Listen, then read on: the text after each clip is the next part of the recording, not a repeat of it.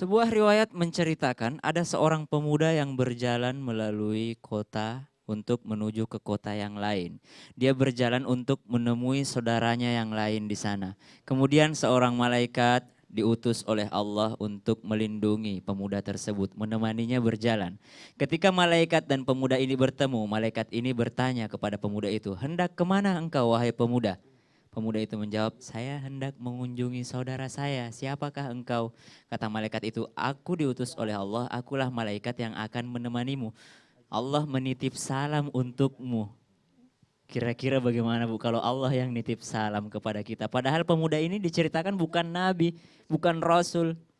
Dia hanyalah orang yang beriman, tapi Allah melalui malaikat menyampaikan bahwa Allah menyayanginya. Mengapa? Sebab apa kira-kira? Ketika ditanya oleh malaikat, "Untuk apa engkau mengunjungi saudaramu itu yang di kota lain?"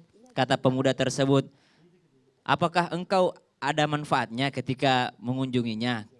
Kamu mau mengambil keuntungan dari saudaramu itu?" Kata pemuda itu, "Tidak, sesungguhnya aku hanya mencintainya. Aku rindu pada saudaraku itu karena Allah." Kata malaikat itu, "Pantaslah Allah mengutus saya untuk menemanimu." Dan kata Allah, Allah sangat mencintaimu. Di riwayat yang lain Allah juga katakan, orang yang saling menyayangi di dunia karena Allah, maka Allah sangat menyayanginya.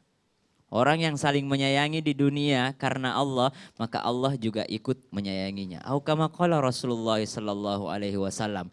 Terkadang kita berteman karena ada maunya.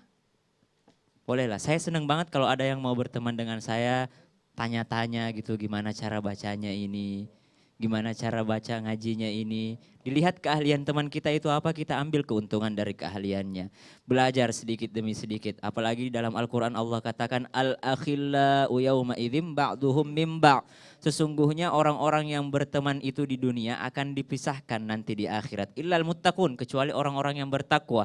Jadi ketika mencari teman, usahakan dapatkan teman yang membawa manfaat. Bukan hanya di dunia, tapi juga manfaat di akhirat. Betapa banyak orang yang menyesal nanti di akhirat ketika di dunia tidak mengambil manfaat dari teman-temannya. Allah katakan di dalam Al-Quran, "Yauma la tamliku nafsun li nafsin syai'a wal amru yawma idzin lillah." Allah katakan pada hari ini tidak ada lagi pertolongan. Pada hari ini tidak ada lagi yang bisa mengambil manfaat dari satu teman ke teman yang lainnya. Maka dari itu, help your friend. Tolonglah temanmu saat ini. Sebelum nanti pada hari kiamat Allah tidak akan lagi memberikan kesempatan untuk kita saling tolong menolong. Untuk saling ta'awanu alal birri wat taqwa. Atau kama qala Rasulullah sallallahu alaihi wasallam. Ustaz Syam, ketika Ustaz Syam Ya. menyampaikan tadi, saya jadi teringat dengan hadis Rasulullah SAW yang mengatakan Rasul bersabda bahwa ada 7 golongan orang yang akan Ya, dinaungi yang oleh dinaungi oleh Allah. Allah Ya. kan, di mana pada saat itu tidak ada naungan selain naungan dari Allah, pemimpin yang adil. Ya. Kemudian laki-laki yang diajak berzina, kemudian ia Dia katakan, menolak. "Aku takut kepada Allah." Orang yang bersedekah tangan kanan, Ya. bersedekah tangan kiri tidak terlihat. Kemudian apalagi yang memakmurkan masjid. Yang mau ke masjid. Atau pemuda yang tumbuh dalam ketaatan kepada Allah. Termasuk salah satunya yang tadi Ustadz katakan. Pemuda yang saling mencintai karena Allah. Iya. Itu nanti dicari sama Allah. Mana pemuda yang saling mencintai karena aku? Iya. Sini aku naungi karena di tempat lain tidak ada naungan lagi. Baik, Jemaah Islam itu indah yang dirahmati oleh Allah Subhanahu wa taala. Kita membahas sekarang apa sih bahayanya bagi orang-orang yang senantiasa mengambil kesempatan, mencuri kesempatan kepada orang lain, kesempatan dalam kesempitan yang kita bahas pada kali ini. Apa bahayanya? Kita ambil contoh terdekat misalnya. Orang yang mengambil kesempatan itu adalah orang terdekat kita, contoh suami. Ada di kalangan kita ini suami-suami yang ketika melihat istrinya bekerja, istrinya duitnya banyak, gak mau ngasih nafkah lagi sama istrinya. Ada gak Bu? Istri saya udah punya uang kok, ya udah ngapain lagi saya cari nafkah, udah cukup kok duitnya. Mengambil kesempatan. Kenapa? Karena merasa istrinya sudah punya uang, sudah mampu menafkahi dirinya sendiri, merasa si istrinya sudah kaya raya, sehingga para suami-suami ini mengambil kesempatan untuk tidak lagi memberikan nafkah kepada istrinya. Padahal dinyatakan dalam surah An-Nisa ayat 34, Ar-rijalu qawwamun 'alan nisa, kenapa laki-laki dijadikan pemimpin bagi seorang wanita? Salah satunya karena laki-laki diberikan kewajiban untuk memberikan nafkah. Mau istrinya kaya raya, mau istrinya anak keturunan bangsawan yang punya duit, harta banyak sekali, tetap seorang suami memiliki kewajiban untuk memberikan nafkah. Maka jangan sampai kejadian ini menjadikan para suami mengambil kesempatan dalam kesempitan menghilangkan kewajiban dirinya sendiri karena merasa istrinya sudah mampu. Bahayanya apa bagi orang-orang yang mengambil kesempatan seperti ini? Salah satunya adalah menjatuhkan harga dirinya. Menjatuhkan kewibawaannya, betul nggak Bu? Ada juga jenis orang-orang yang tidak mandiri karena terlalu bergantung pada orang lain. Contoh, aku kan anaknya bangsawan, aku anaknya orang kaya, nggak perlu kerja, nggak perlu ngapa-ngapain, harta 7 turunan udah banyak. Bapakku kan si ini, ibuku kan si ini, bergantung kepada orang tua karena jabatan, harta, kekayaan orang tua. Hati-hati, anak-anak seperti ini akan lahir nanti dan besar menjadi golongan-golongan yang lemah karena bergantung di ketiak orang tuanya saja. Orang-orang yang seperti ini bahayanya apa? Tidak menjadikan dia mandiri, tidak selamanya dia berada dalam posisi di atas, tidak selamanya dia kaya, tidak selamanya dia memiliki jabatan. Kita lihat bagaimana anak dari Umar bin Khattab radhiyallahu anhu, namanya Ibnu Umar, anaknya Umar bin Khattab. Umar bin Khattab adalah Amirul Mukminin, khalifah setelah Abu Bakar As-Siddiq radhiyallahu anhu. Kemudian ada anaknya namanya Ibnu Umar, apakah Ibnu Umar menggunakan jabatan ayahnya, menggunakan kedudukan ayahnya untuk menaikkan dirinya sendiri? Tidak. Bahkan Ibnu Umar ketika diberikan sebagai seorang pemimpin, diberikan jabatan, Ibnu Umar tidak mau, memilih menjadi orang yang ahli ibadah saja. Lihat, Ibnu Umar berdiri di atas kakinya sendiri menjadi seorang pedagang yang sukses dan kemudian menjadi seorang ahli ibadah.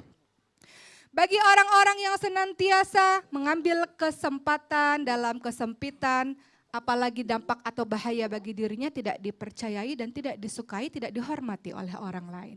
Hati-hati bagi orang-orang yang seperti ini. Kita lihat bagaimana Rasulullah SAW dalam hidupnya tidak pernah merepotkan orang. Selama hidupnya tidak pernah bergantung, tidak pernah menyusahkan orang, justru membantu orang. Rasulullah SAW seorang suami bahkan ketika di rumah menambal bajunya sendiri, menjahit sendalnya sendiri yang putus, mengerjakan pekerjaan-pekerjaan rumah tangga. Kira-kira bapak-bapak begitu juga enggak kalau lagi libur Bu? Enggak ya? Ada sebagian yang iya, ada yang enggak. Rasul lakukan. Rasul tidak membebani istrinya. Rasul tidak membebani umatnya. Pernah pada suatu hari Rasulullah SAW sedang pergi berbelanja dengan Abu Hurairah, salah seorang sahabatnya. Membawa belanjaan.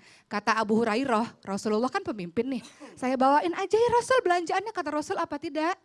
Yang paling berhak memegang belanjaan ini ya orang pemiliknya. Allah tidak mengizinkan seseorang untuk bergantung kepada orang lain, betul. kata Rasulullah. Rasul adalah pribadi yang tidak pernah membebankan menjadi benalu bagi orang lain. Dan Rasul Masya mengajarkan kita Allah. menjadi pribadi-pribadi yang mandiri. Iya, Amin Berdiri ya di atas Allah, kaki amin. sendiri. Nabi mengembala kambing. Betul. Nabi berdagang. Betul. Tidak mau merepotkan.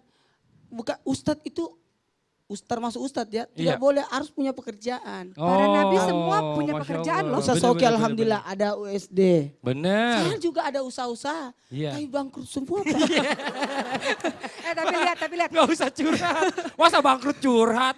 Jangan. Tapi lihat. Aku ada usaha, Usaha bangkrut lagi semua. terus. Aku ada usaha, Usaha apa? bangkrut semua. Lihat loh Nabi Idris tukang Bener. jahit, Hmm. Nabi Nuh tukang kayu, Rasulullah Semua ada pedagang, pekerjaan. semua ada pekerjaannya Masya Ustadz Allah. Maulana aja yang bangkrut terus. Coba Kalau Jerry. Jerry. Ada nggak yang Jerry harus ucapkan terima kasih? Silakan, enggak apa-apa. Sekarang Mungkin aja. ada orang yang pernah berjasa sama Jerry. Ayo. Sampai Jerry bisa jadi seperti ini Ya, sekarang. ucapkan Yang pertama sih pasti sama orang tua ya yang udah membesarkan. Iya. Amin ya Allah. Kan? Amin ya. Terus yang kedua untuk istri yang selalu mensupport. Iya. Mm-mm. Ya teman-teman, para fans dan sahabat. Terima kasih. Oh. Ada lagi yang lain?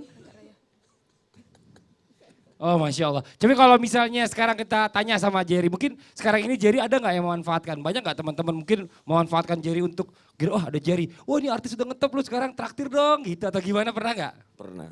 Pernah ngalamin Misalkan itu ya? lagi di mana, lagi jalan itu kan, lagi makan, update status. Udah tuh temen tuh pada nyamperin gitu kan. Oh gitu? Nyamperin satu-satu, nggak tahu dari mana tiba-tiba banyak aja. Lagian update status. Kan lagi musim Kapan Kak. ada Waduh ini status? repot nih, bahaya juga nih, bener-bener juga nih triknya Iya, nih. Kalau saya jadi temennya saya datang juga kali ya kan. Di sosial media saya ikutan besok lah. Kebetulan lagi makan enak di tempat ini. Gitu ya. Kalau udah tahu Panas-panasin. lokasinya beritahu aku. Iya.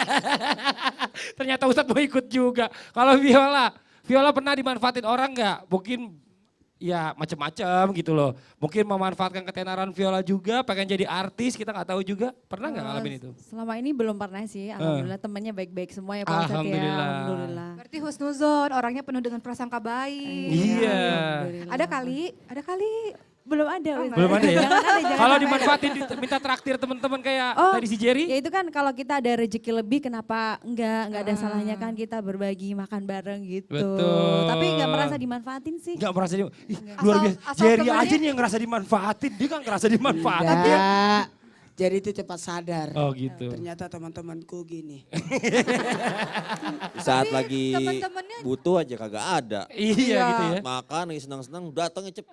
Coba saya mau Kata tanya sama Sayyidina ibu-ibu Ali. dulu. Ya. Sebentar Pak Ustadz, ibu-ibu ada yang pernah dimanfaatin sama temennya Bu? Angkat tangan Bu. Coba. Ada Nggak usah tuh, malu. Ibu. Enggak Oh, ada. nggak ada. Enggak ada dadah sama saya. Tapi Bu. kalau saya punya usul, Kenapa? tadi ibu yang punya gigi satu, Heeh. kebetulan ada ibu di sini giginya hilang satu. Iya. Bisa nggak ibu Pinjemin. manfaatin? Saling Gak bermanfaat. bisa begitu, enak aja. Masa begitu?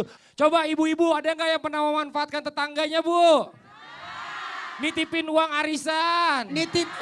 Nitipin kalau ada tetangga mau ke pasar nitip sayur. Nah kan, coba saya mau tanya satu ibu-ibu lagi yang dari Ambon. Ibu sini maju ibu. Ibu dari Ambon ini 4 Nona, hari nih. Nona manis. Nona manis Siapa yang punya? Nona manis siapa yang? Nona manis siapa namanya? Nama saya Ibu Carmila. Ibu Carmila.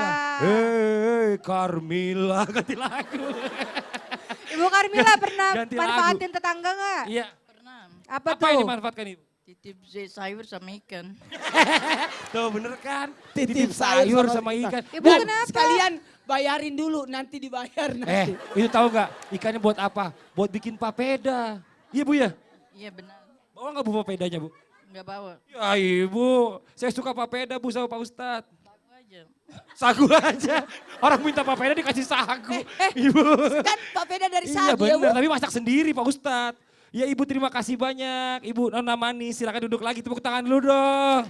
Masya Allah nih buat jamaah yang di rumah jangan kemana-mana. Setelah ini kita akan lanjutkan lagi dengan tausiah dari Ustazah Oki. Tentang bagaimana cara kita agar tidak terjebak dalam kebiasaan memanfaatkan orang lain. Tetap di Islam itu indah. Jamaah! Oh jamaah! Alhamdulillah.